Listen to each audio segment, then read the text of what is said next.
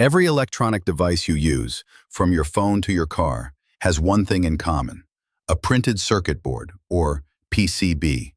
But what exactly is a PCB, and why is it so essential? A PCB is a flat board made of fiberglass with thin copper layers on top. These copper traces act like wires, connecting all the electronic components.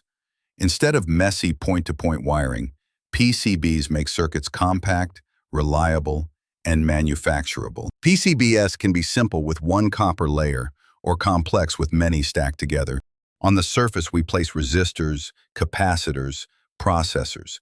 The PCB connects and supports them. PCBs enables smaller, faster, more reliable devices, from wearables to satellites.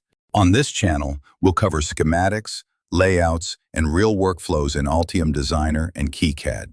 Subscribe for tutorials, tool tips, and real PCB design demos. PCB Explained, from fundamentals to real-world design.